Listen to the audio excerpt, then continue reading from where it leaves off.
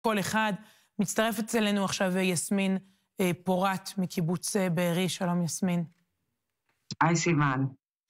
קודם כל כולנו איתכם, עם הקיבוץ שספג מכה כל כך קשה.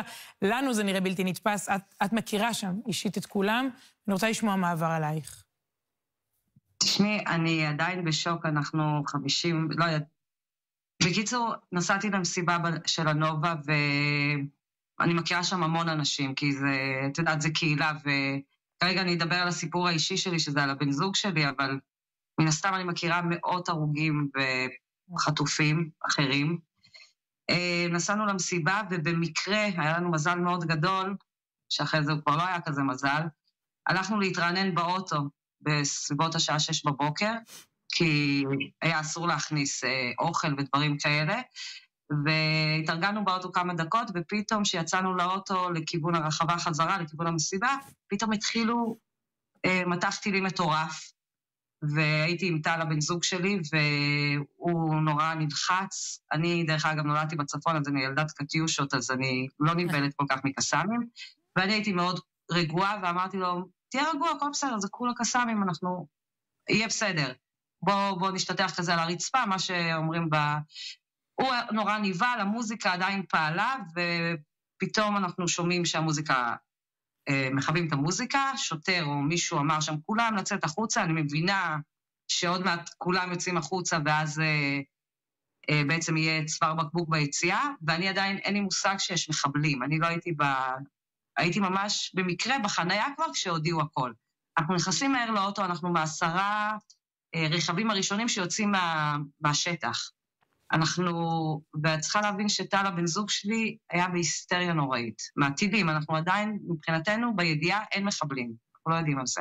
כן. אנחנו נוסעים במהירות, ובליד קיבוץ בארי אנחנו רואים תחנה עם מיגונית, הוא מחליט לעצור למורת רוחי, אני אמרתי לו, סע לתל אביב, כאילו הוא חי בתל אביב ואני חיה בצפון, ואמרתי לו, סע מהר לתל אביב, תחת עתידים, כאילו, בוא נצא מהתופת. והוא אמר, לא, מה פתאום, אני רוצה זה. בקיצור, עצרנו בתחנת אוטובוס שמול קיבוץ בארי, שיש שם מיגונית, והיו שם עוד איזה 20 חבר'ה שלנו מהמסיבה, ואז כולנו נכנסנו שם למיגונית, שהיינו שם כ-20 דקות, ואז פתאום אנחנו מתחילים לשמוע יריות. ואנחנו רואים שני מחבלים, מתחילים לראות לכל הכיוונים.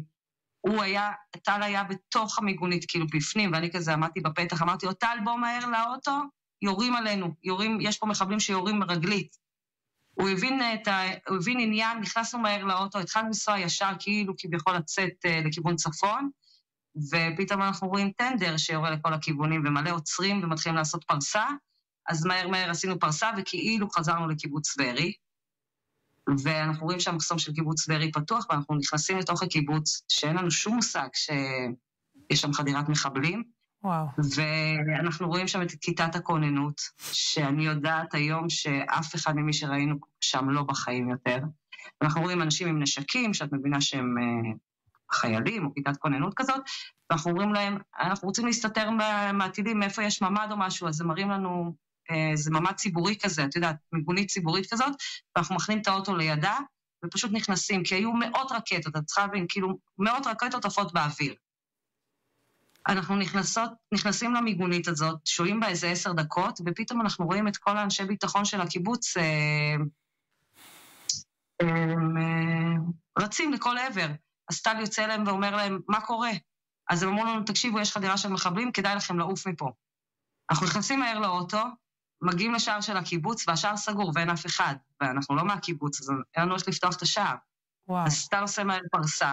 עכשיו, הכל בדיעבד, אני יודעת שהסתובבו שם 100 מחבלים על אופנועים וכאלה, אבל באותם רגעים אנחנו לא מודעים לדברים האלה. אז אנחנו מתחילים לנסוע בתוך הקיבוץ, שאנחנו כמובן לא מכירים אותו, רואים כזה אזור של חנייה, מכנים את הרכב, יוצאים מהאוטו, והוא אומר לי, בואי ניכנס לאחד הבתים. ואנחנו דופקים לזוג בדלת, שבטח כבר תקבלו את השמות שלהם, הדס ועדי דגן, עדי כבר איננו איתנו. פותחים לנו זוג כבני 70 את הדלת, טל בהתקף חרדה מטורף, אני די קולית כמו עכשיו, ואנחנו מסבירים להם שבאנו ממסיבה, ואנחנו מהצפון, ואנחנו לא מפחדים שאנחנו רוצים להיכנס איתם לממ"ד. והם מתייחסים אלינו בצורה הכי יפה במכניסת אורחים, אנחנו נכנסים אליהם הביתה ומכינים לנו קפה, ואנחנו נרגעים בשעה 7 בבוקר, ואז הם מתחילים לקבל וואטסאפים, שיש חדירה בתוך הקיבוץ, וצריך להיכנס לממדים, וכמובן אנחנו שומעים את כל הטילים, אז האישה אומרת, הדס אומרת לנו, בואו ניכנס לממד, אנחנו כל הזמן הזה מרגיעים את טל, הוא בהתקף חרדה מטורף, ואנחנו נכנסים 4 לממד, ועכשיו אני אקצר את הסיפור. 7 עד 1 בצהריים, אנחנו יושבים בממד 4, רואים טלוויזיה, כי זה בית מסודר, יש שם טלוויזיה, אנחנו רואים חדשות, ולאט לאט אנחנו מקבלים את האינפורמציה שיש בחדשות, ואנחנו מבינים מה קרה במסיבה שהיינו בה, כי אנחנו ברחנו בין הראשונים. אתם מבינים עד כמה אתם החדשות, ומה קורה סביבכם בעצם, וכמה אתם ממש, בדיוק. ותוך כדי מתחילים אנשים מהקיבוץ, את יודעת שיש להם קבוצות וואטסאפ של החברים בקיבוץ, הם מקבלים הודעות, ופשוט מספרים לנו, מתחילים להגיד כל מיני שמות, נגיד סתם אני אזרוק שמות, נכנסו לבית של יוסי, נכנסו לבית של זה, ואנשים כותבים, נכנסו אליי הביתה, ואני שומע צעקות של ערבים, ואז אין קשר עם אותו בן אדם. ככה לוז של 5 שעות, עד שהדס אומרת לנו, טל ויסמין, המחבלים עכשיו שורה מעלינו. אלה השעות שעוד יחקרו, ואמרנו, עוד יהיו ימים לשאול שאלות, ובכל זאת, כל השעות הארוכות האלה, אף גורם רשמי לא מגיע, אף אחד לא מבין את היקף הטבח. אף אחד. ועכשיו תקשיבי, יש לי אחותי הבכורה חיה בקיבוץ מפלסים, שגם שם הייתה חדירת מחבלים, ואנחנו בתקשורת, זאת אומרת, היא מהממד שלה ואני מהממד של קיבוץ בארי, שבמשפחה שאני נמצאת בה, היא מספרת לי עליה, ואני אומרת לה, ענבל, יש פה מחבלים לידינו, אנחנו שומעים יריות, ואף אחד לא בא לעזור לנו. אח שלי הוא גם חייל מילואים, והוא שולח לי הודעה, יסמין, אל תדאגי, שמעתי שפורסים כוח בבארי, אבל אנחנו לא מרגישים את זה, ואנחנו שומעים צעקות בערבית ויריות. ובסביבות 2 בערך, אני מעריכה, כי ב2:30 כתבתי מכתבי הודעות פרידה כבר לילדים שלי, יש לי 3 ילדים. וואו. ב2 בצהריים, הדס אומרת לנו, טל ויסמין, אני רוצה שתישארו רגועים, המחבלים בבית לידינו.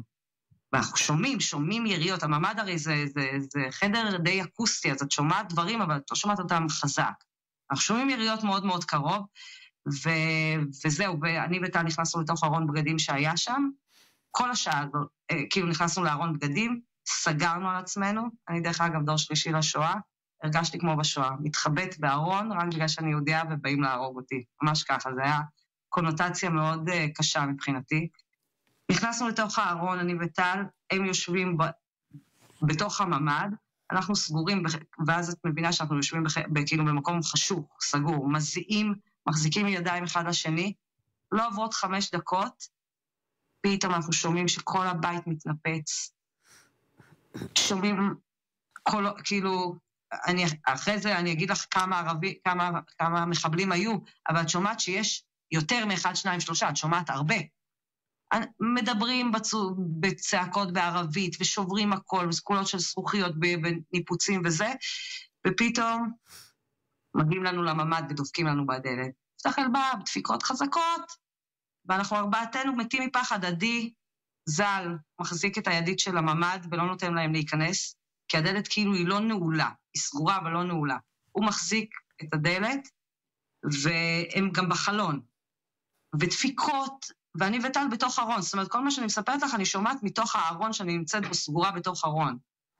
צעקות, במשך שעה הם לא הצליחו לפרוץ לנו את הממד. ב10 דקות לפני הפריצה, הם זרקו רימון לממד, פתאום היה פיצוץ אדיר ועשן, עדי בית השמיע פתאום אומר לאשתו, אני לא שומע כלום.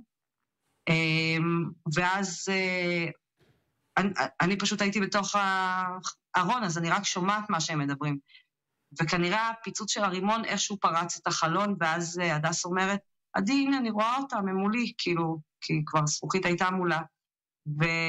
והם שמים לה, בואי תצאי, ואנחנו שומעים אותם מדברים, והיא אומרת להם, תעזבו אותי, היא התחננה על נפשה, ובסוף הם נכנעים, כאילו, אני לא יודעת בדיוק, אני שומעת רק, אבל אני מבינה שזהו, לוקחים אותם, ולי עוד היה איזושהי תקווה שהם לא יפתחו את הארון וימצאו אותנו ואנחנו נוכל להישאר שם, אבל לא עוברות 2 דקות, ושלושה, ופותחים לנו את הדלת, ושלושה מחבלים עם קלצ'ניקוב עלינו, מוציאים אותי וטל מהארון.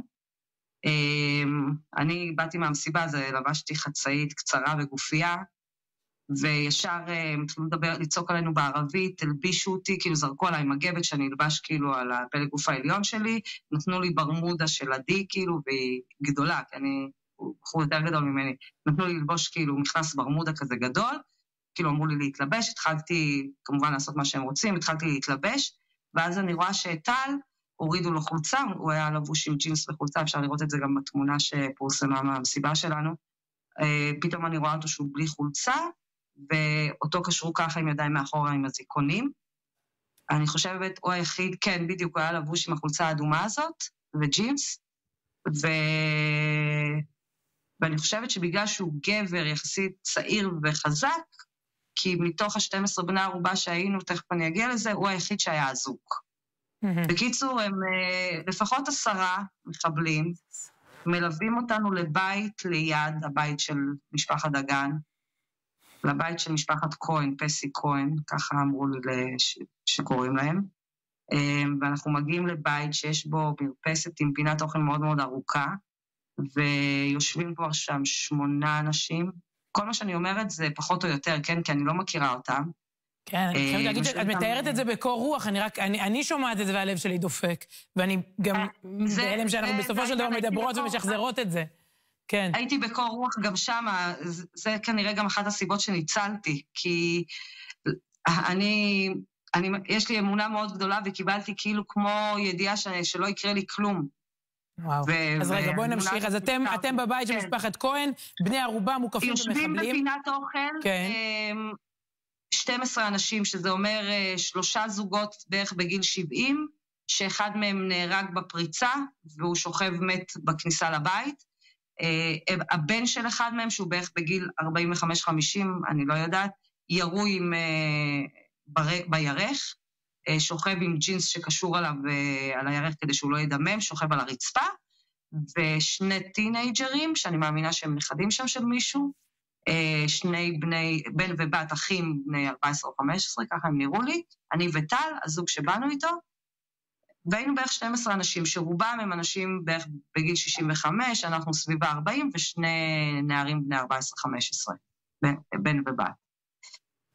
אנחנו יושבים שם איתם, הם בערך 40 מחבלים, בחצר, בבית, כולם בערך בשנות ה-20 לחייהם, היו שם אולי 5-6 בגיל היה 30, ואני עם הקור רוח שאת רואה שאני עכשיו מדברת איתך, מתחילה לדבר איתם. אחד ידע עברית, קודם כל אמרתי, בבקשה, אל תהרגו אותי, אני אמא ל3 ילדים, תשאירו אותי בחיים. זה שיודע עברית, שהוא אמר שהוא במזרח ירושלים, הוא הסתכל עליי ככה בעיניים, הם דרך אגב היו מאוד אנושיים כלפינו. הוא אמר לי, תסתכלי עליי טוב, אנחנו לא נהרוג אתכם, אנחנו רוצים לקחת אתכם לעזה, אנחנו לא הולכים להרוג אתכם, אז תהי רגועה, את לא הולכת למות. כך הוא אמר לי במילים האלה. זה קצת הרגיע אותי וגרם לי, החזיר לי את הביטחון, כאילו להתנהל בצורה יחסית, תקינה. ואז אנחנו יושבים כמה דקות בפינת האוכל, שנייה, אני קצת שותה רגע. כן, נראה לי שהרבה צופים צריכים עכשיו איזה שלוק. כן, אנחנו יושבים בפינת האוכל עם 10 מחבלים, שעוד איזה 30 בחוץ, וכל הזמן נכנסים ויוצאים, הם מדברים בערבית סביבנו, וכולם עם רובים ומחסניות, אבל לא יורים ולא מאיימים עלינו, ודווקא נותנים לנו לשתות מים, אפילו הם מציעים לנו לשתות מים, ובאיזשהו שלב, זה שמדבר עברית בא אליי, ושואל אותי, תגידי, יש לך חברים מהצבא או מהמשטרה? אז אני אומרת לו, כן, יש לי חברים שהם בצבא ובמשטרה. אז הוא אומר לי, אז אנחנו רוצים להתקשר לאחד מהם. אז אני אומרת לו, אבל הטלפון שלי נשאר בממד שממנו לקחתם אותי ממנו. אז הם מדברים בערבית, מתייעצים, אז הוא אומר, לא משנה, אז נתקשר ל100. הם מחייגים 100 ו100 לא עונים. אז הם מאוד פעם מתייעצים בערבית מה לעשות, ואני מציעה להם, אני אומרת להם, אתם לא רוצים שאולי בכל זאת נלך לחפש את הטלפון שלי בממד? אז הם מתייעצים וזה, הם אומרים, יאללה.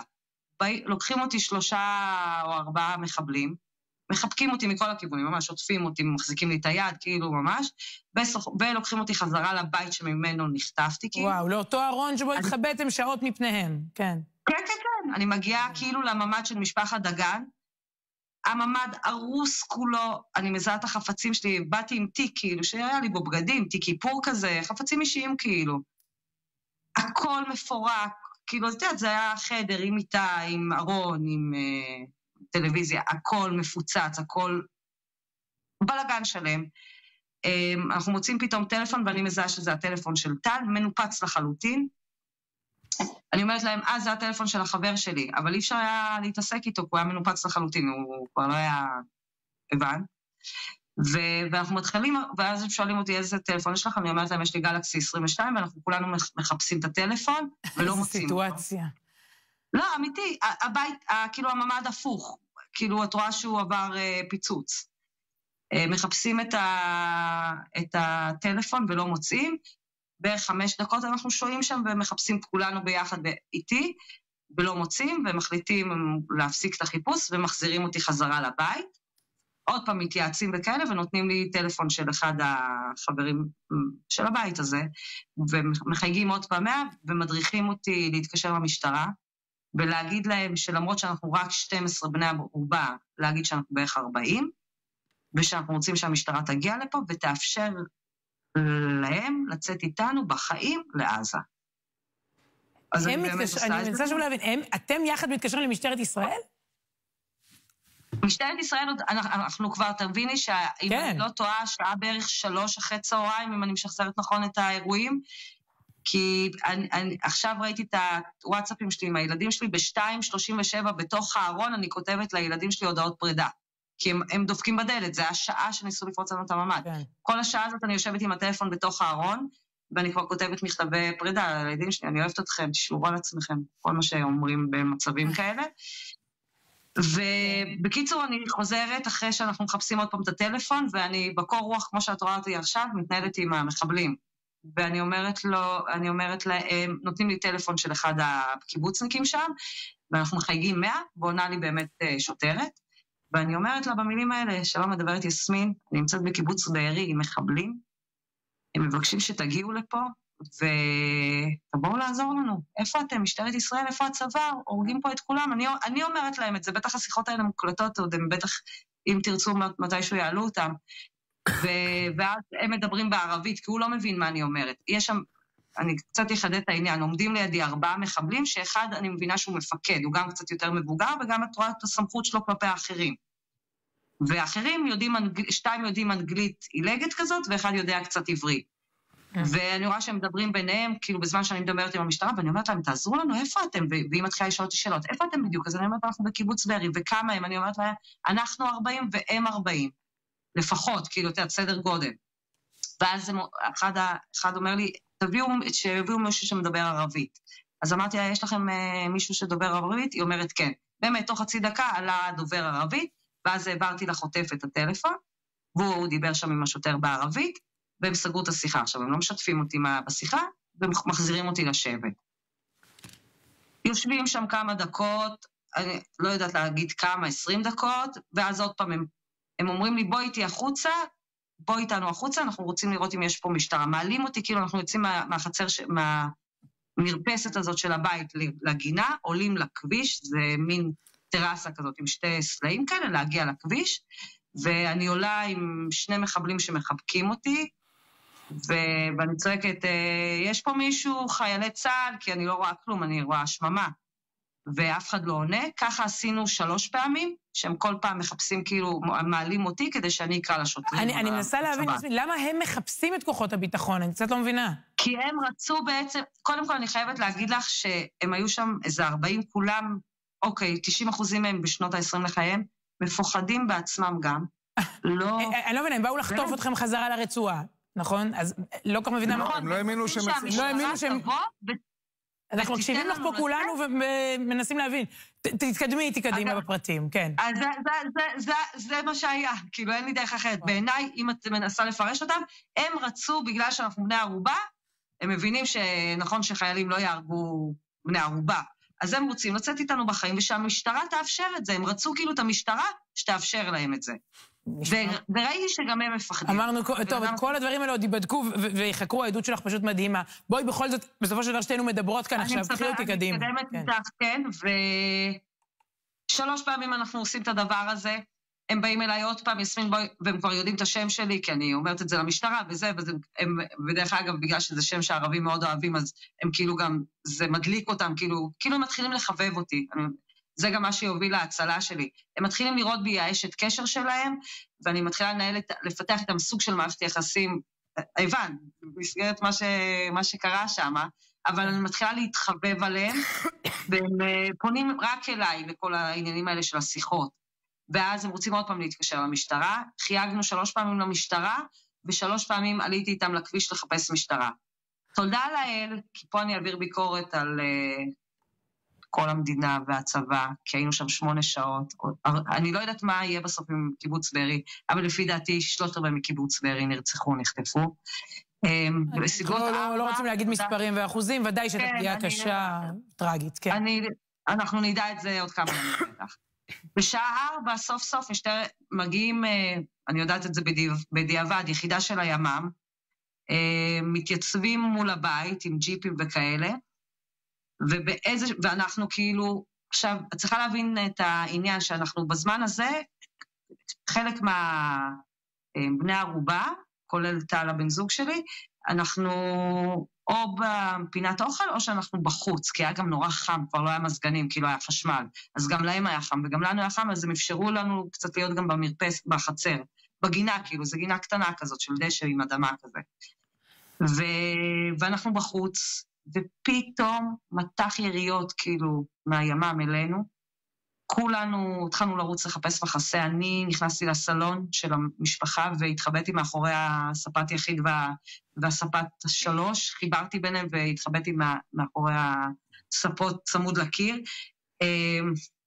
בדיעבד אני יודעת שטל הבן זוג שלי וגם עדי והדס ועוד מישהו היו בחוץ והשתתחו על הדשא שם, על האדמה, על הרצפה, ומה שכואב לי שטל שלי היה עם הזיקים, והוא שכב ככה על האדמה, בלי חולצה, שעשרות ומאות ואלפי כדורים ומרגמות עפים באוויר, וכולנו בעצם, גם הם פחדו, כולם שכבו שם על הרצפה, אנחנו והמחבלים, הם היו בכל מקום, הם היו בסלון, הם היו בממד, הם היו במקלחת, כולנו התחבאנו, ואני מקדמת לך את הסיפור חצי שעה כזאת של חילופי אש מטורפים, והם יורים בבית, והילדים צורכים מפחד, הטינאג'רים, הילדה צרכה, כל כך ריחמתי לה, כי פתאום זרקו עלינו פצצת מרגמה כזאת, לא יודעת, והיה פיצוץ נוראי בבית, ופתאום כדור שפשף אותי, אני בנס כאילו, כדור כאילו במקום להיכנס לי לירך, שפשף לי את הירך, פתאום הרגשתי שריפה חזקה על הירך,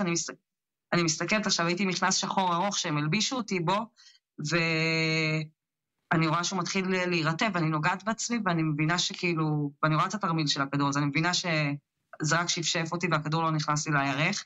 קחי אותי בכל זאת, עוד כמה צעדים קדימה. זהו, ואז המפקד הזה שלא יודע עברית, שתמיד מתרגמים לי איתו, מתרגמים לו אותי. כאילו שהוא מדבר אליי, הוא מדבר אליי בערבית, ואז מישהו מתרגם לי אותו. הוא מסתכל עליי, הוא מדבר כל הזמן בטלפון, והוא כל הזמן מחייך אליי כאילו חיוכי הרגעה כאלה, כי אני הייתי מאוד החוצה ובכיתי, תוך כדי החילופי אש האלה, והוא כל הזמן מסתכל עליי, ושנפגשות בינינו העיניים, הוא כאילו שולח לי מבט מרגיע.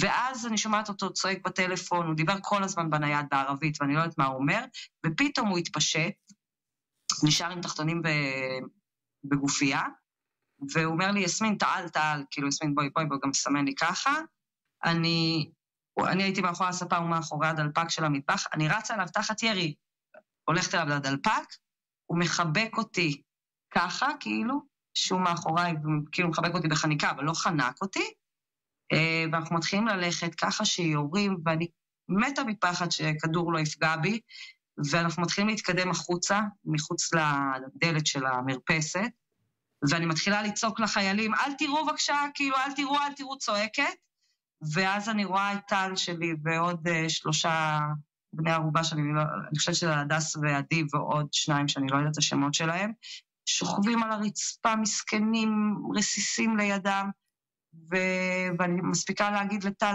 טל, אתה בסדר? והוא מרים את הראש עם מבט מבועל ממש, מסתכל עליי ככה, מעניין לי ככה עם הראש, והמחבל ממשיך ללכת איתי, אנחנו עולים את שתי הסלעים, תוך כדי הימ"מ צועקים לו במיקרופון, כנראה להתפשט, כי הוא עדיין, תוך כדי ההליכה איתי, הוא מוריד את התחתונים ואת הגופיה ואת הגרביים, והוא נשאר עירום כביום מבלדות, זה ממש סוריאליסטי, כאילו אם מישהו צילם את זה מהצד, אני הולכת איתו שהוא ערום, הוא מחבק אותי מאחורה, אנחנו מגיעים לכביש, 20 צלפים עלינו ככה, וואו. וצועקים לו במגפון דברים בערבית, ואני אומרת להם, בבקשה, אל תראו, כי זה היה נראה כאילו הם הולכים לנסות אולי לראות בי, ונורא פחדתי שזה לראות בו ושזה יפגע בי, ואני אומרת, אל תראו, בבקשה, אני מתחננת כאילו לשוטרים, הם אומרים לי, תירגעי, הם לא יודעים שקוראים לי יסמין, הם אומרים לי, תירגעי, זה לא יקרה, אנחנו לא יורים, תירגעי, הם צועקים לו דברים בערבית, פתאום הוא נותן לי דחיפה קלה, שולח אותי כאילו לשוטרים, אני רצה מהר לשוטרים, השוטרים תופסים אותי, ותופסים אותו, וזהו, ואני ניצלת. אבל כל האחרים נשארים שם.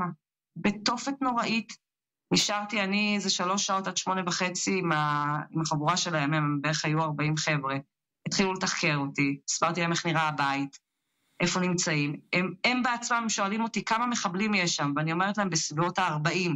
והם אומרים לי, את בטוחה, הם לא מאמינים לי. נראה להם שאני כאילו... ואני אומרת להם, לא, לא, לא. יש שם 40, לפחות 40, אני אומרת להם. הם אומרים לי, תסתכלי עלינו, אנחנו פה 40. אני אומרת להם, הם יותר ממכם. הם לא האמינו לי. זה בדיוק, זה ההזיה הכי גדולה. שהשוטרים עצמם לא הבינו כמה מחבלים יש שם. והם היו עשרות. 40 זה אפילו מספר אולי קטן. וואו. כי זה בין 35 ל-50. יסמין, טוב, עוד ידובר ועוד יסופר, וצריך להגיד, חלקם של אנשים נהרגו, חלקם נהדרים, זה הסטטוס של טל היקר בעצם, נכון? טל שלנו נהדר. הדס שוחררה 2.5 אחריי, אנחנו בעצם שתי הבנות ערובה היחידה, פתאום הודיעו שיש עוד ערובה ששוחררה פצועה, פגשתי אותה, אני, כמו שאת רואה, שלמה בבריאה, כי לא נפגעתי, היא הייתה מלאה רסיסים, כל השיער שלה עמד ככה, עם מלא קלקרים בתוכו, היא הייתה בהלם מוחלט, ואז פינו אותי ואותה בטנדר לשער של היישוב, אותה לבית חולים ואותי כאילו לחזור הביתה, ושאלתי אותה, הדס, מה שלומך, מה איתך? אז היא אומרת לי, עדי שלי נהרג עליי, כל אדם שאת רואה זה ממנו כאילו, אז על עדי אני יודעת בוודאות שהוא נהרג, בכל השאר אנחנו לא יודעים כלום, עד עכשיו, עד הרגע הזה, עברו, אנחנו ביום שני בלילה, כן. אנחנו לא יודעים כלום ואנחנו דואגים, ההורים של טל מוטרפים מדאגה, כמובן שגם האחים שלו, גם אנחנו לא יודעים מה לעשות, ואף אחד לא אומר לנו מה איתם, אף אחד, כאילו, תחשבי אני עזבתי את האירוע ב8 בערב ביום שבת, והימ"מ עוד לא השתלט שם על שום דבר, עוד לא היה שום דבר, רק חילופי אש מאוד מאוד כבדים, והפחד הגדול שלי שאם הם נהרגו מרסיסים, הם לא נהרגו כי רצחו אותם, הם נהרגו מהירי, היה שם ירי מטורף על הבית, מטורף, טנק הגיע וירה בפגזים, אז היה. אם זה קרה, זה היה, אם הם מתו כל הבני ערובה, זה רק מהירי.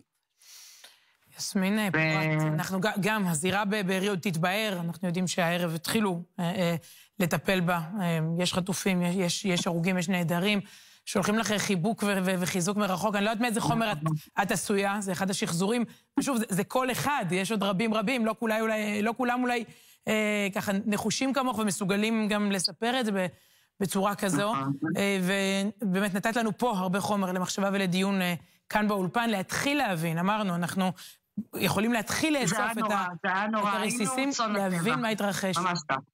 כן. תודה לך, ולילה טוב, בשורות טובות. תודה רבה, תודה על הדברים האלה.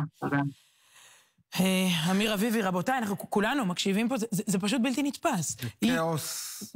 מכל כך הרבה כיוונים, אני לא יודעת מאיפה להתחיל בכלל. אגב, אני חושב שמה שקרה שם זה שהם, לא רק שהם תקפו במקביל את כל היישובים, הם גם תקפו במקביל את כל העמדות הצבאיות, וכולם, כל אחד בנפרד, מצא את עצמו בקרבות שלו.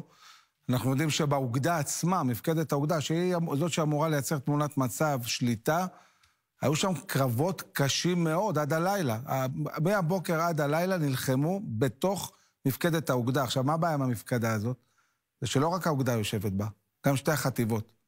זאת אומרת, לקחו איזו מציאות כזאת שבכל נשים את החטיבות במקומות אחרים, כולם יושבים באותו בסיס, באותו חמל, וכולם נמצאים בתוך אותו קרב, אני לא יודע איך האוגדה בכלל שלטה על מה שקורה שם, כשהם בעצמם נלחמו על החיים שלהם. שומעים, זה לא קשור. ברמה האנושית, הוא מזכיר קצת את הסיפור באופקים, שפתאום נוצר קשר בין הנחטף לחוטף, פתאום יש איזה דיאלוג, יש מחוות, יש איזושהי תחושה של... בוא לא נעשה אותו מדי אנושיים. לא, חלילה, זה היוצא מן הכלל שלא...